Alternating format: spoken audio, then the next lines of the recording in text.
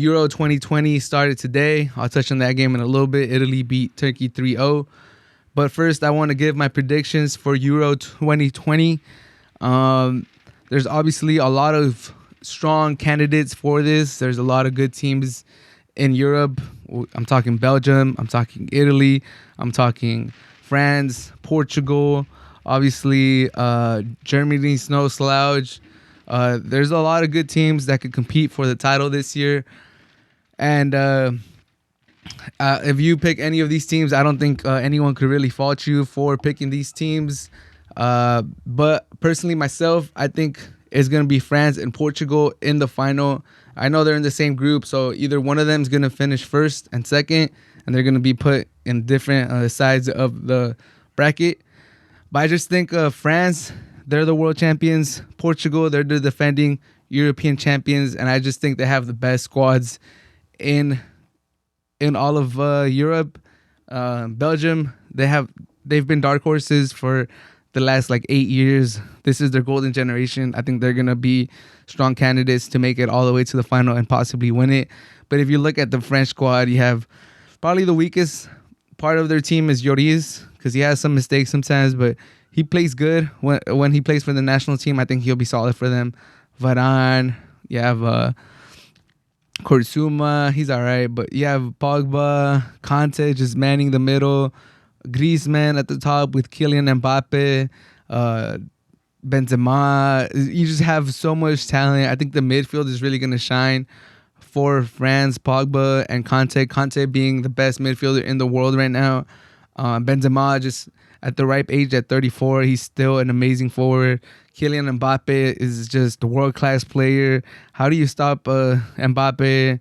Benzema, Giroud is amazing with France.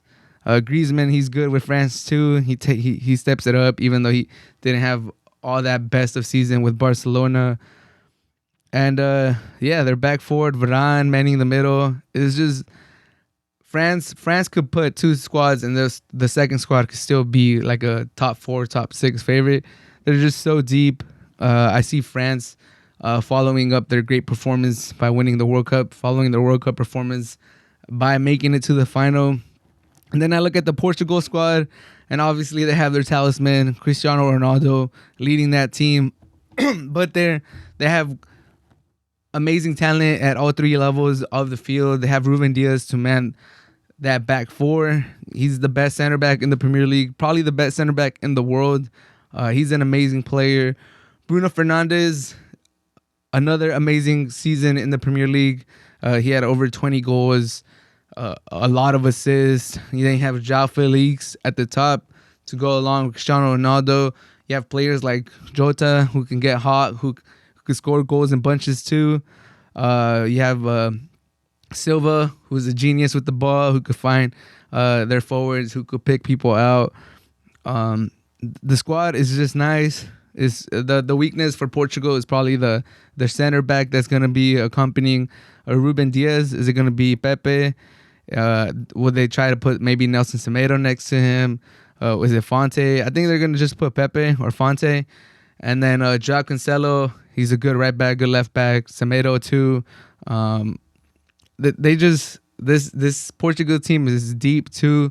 The midfield, they have Renato Sanchez, Moutinho, the old man with the white hairs, Bruno Fernandes, Ruben Neves from the Wolves, William Carvalho. They're deep.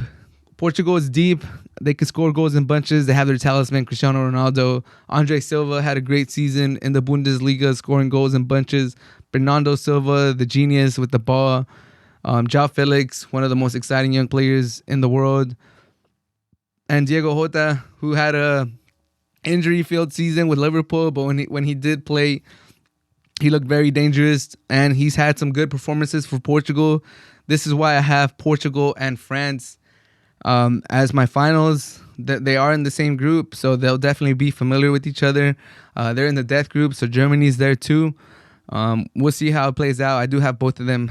I have France and Portugal either finishing first or second, and then they'll go in different sides of the bracket and eventually meet in the final. That's my prediction. What do you guys think about my prediction? Obviously, I don't think I'm saying anything crazy.